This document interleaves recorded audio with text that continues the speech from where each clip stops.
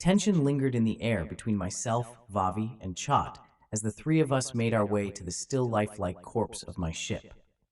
The guards didn't stop us, but I nevertheless saw fit to confer with them, given the nature of my prototype and the stresses of yesterday's fiasco. Sir, I nodded to one of the soldiers, evidently surprising them with the direct attention of Earth's ambassador. Contrary to my long disproven initial concerns, though I was technically a prisoner here, I was by no means treated as such by the staff at large. In fact, it seemed that most everyone here viewed me as an authority, a sentiment affirmed by the clearance on my badge, second only to that of the Prime Minister.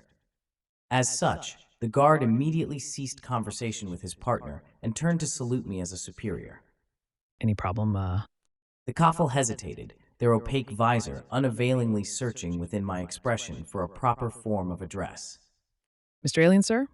Shaking my head jovially, so as not to bring concern to the other, clearly eavesdropping guard, I continued. There's a weapon prototype on my ship we are retrieving for testing. I'll be keeping it boxed until we reach the facility, but I wished to inform you so as to avoid a potential confrontation. Hearing Chot's translation of my words, the guard replied with a compliant nod. His friend, however, was clearly cut from more curious cloth. What kind of weapon is it? He asked, shriveling back in response to Chot's resounding glare. Let's just say the kind that'll change the tides of war. I grinned, offering a polite nod to the pair as they pushed open the hangar doors to allow us through.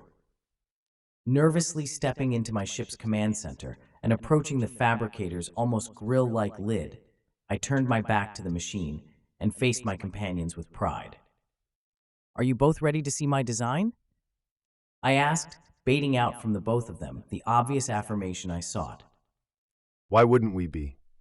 Chot replied, his usual cool exterior visibly melting into barely buried glee upon the notion of an alien rifle. Much to my surprise, Vavi's answer was similarly enthusiastic. Come on, let's see it. She chirped with delight. In private, she had confided to me her desire for the war's end and for my technology to be used peacefully. However, it appeared now that pragmatism had won out over idealism in the war for her agreement. And so, reaching down toward the lid and slowly opening it with my companions watching as though it were some treasure, I grabbed my prototype by its muzzle and stock and raised it above my head with a referential tune which visibly confused the both of them. Da-da-da-da! Then, lowering the weapon for their viewing pleasure, I proudly began to list its specs. I based it on an old Earth model of airsoft gun, but I went ahead and doubled the power to give it more of a punch. I also tossed in some recoil suppressant systems to help soldiers fire it easier. Exceptional. Chot began, gently lifting the weapon from my arms and analyzing its myriad features with the claws of a careful admirer. What's the ammunition capacity? I had to modify the projectile's size and shape a bit for more stopping power, so it's lower than the original. I admitted with a sigh. However, making note of the disappointment upon Vavi's face, I elected to continue. It'll hold a good 50 rounds. I shrugged, forging a nonchalant facade in response to their stunned expressions. I don't know what to say. Chot began, clicking to himself in what translated as a light chuckle. Human, without your knowledge to aid us in this war, all would surely be lost. This model, of course, was only the beginning. My estimates of recoil on human weapons had actually confirmed my hypothesis that, given proper recoil suppression, even certain human weapons of war could be wielded by the Koffel. My reason for selecting such a weak device to base this design off of had ultimately boiled down to an oxymoronic mixture of caution and curiosity. Firstly, I determined that should Providence obtain this model, I would be able to provide my Zentrilian friends even better technologies to counter them. My second reason was, admittedly, somewhat less noble. Part of me simply wanted to see what this would do to one of those gelatinous dummies. Think you can bring that to the weapons lab? I asked Chot, earning from my translator friend an honored expression of agreement upon the assignment of such a task. There's something I still must get done in here, and I'd like Vavi to be with me for it. Confused by my cryptic request, the female Kafal I'd come to know well regarded my expression with newfound scrutiny. Not necessarily suspicion, mind you. By this point, the entire base seemed unanimously trusting of my benevolent intent, and none of them held more such absolute faith in me than Vavi. Following Chot's hasty exit of the hangar bay, I quickly approached my ship's computer and began sifting through its myriad functions in search of the broadcasting application. What are you looking for? Inquired Vavi, nestling herself gently against my back so as to peer over my shoulder at the display screen. And more importantly, what are you going to do with it? Something I probably should have done weeks ago. I sighed, pulling up the app and carefully analyzing my features in its camera. I had to make sure that my willingness in Zintral's project was unambiguous, and looking too frazzled or messy may send the wrong message. Think you can step out for just a second? I requested gently, grateful for Vavi's immediate compliance as she stepped down the stairs of my ship's Kafal-added ramp and lingered outside to await further instruction. Smoothing back my hair one last time, I anxiously hovered my finger the open channel button and, taking in a deep breath of preparation, pressed down upon it. Instantly, a small red dot appeared at the top left side of my screen, indicating that from this moment on until I closed the recording, every word I spoke would in just over a century be broadcast on every Earth news station as the biggest story of the decade, at least. Hello, I began steeling myself for the speech to come.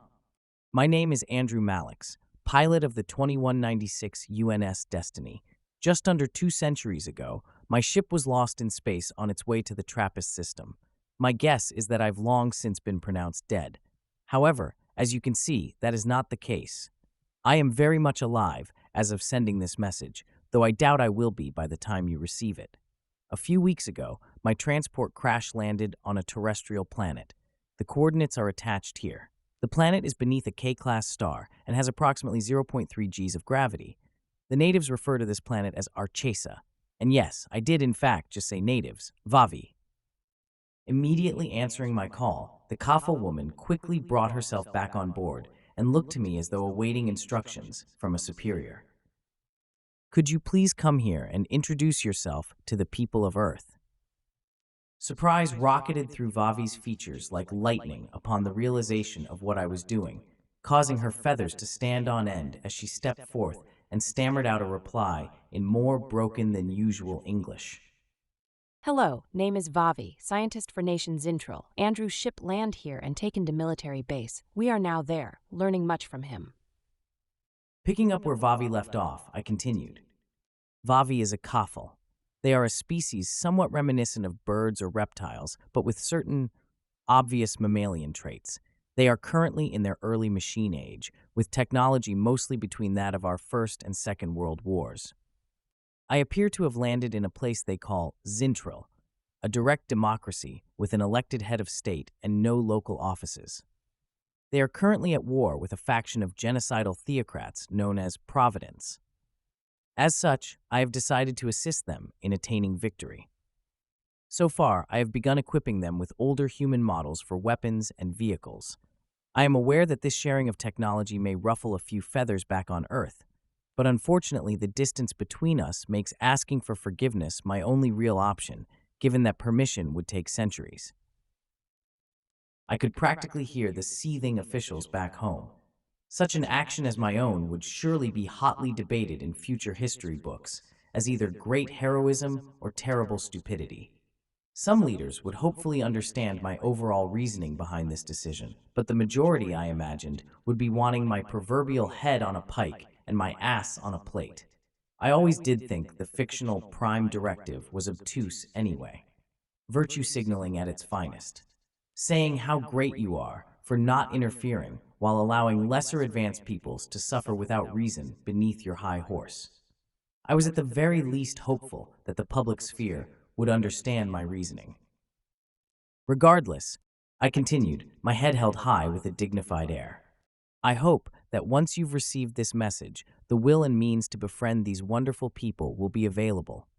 By the time you reach them, I will be dead. It's no use pretending otherwise, so please treat these Kafal with the respect they deserve. If not for their sake, then at least for mine. Thank you.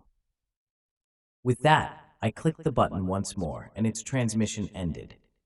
A light smack to the back of my head quickly returned my attention to Vavi, who seemingly remained undecided between being honored and furious with me. Why did not you tell me you'd be contacting Earth?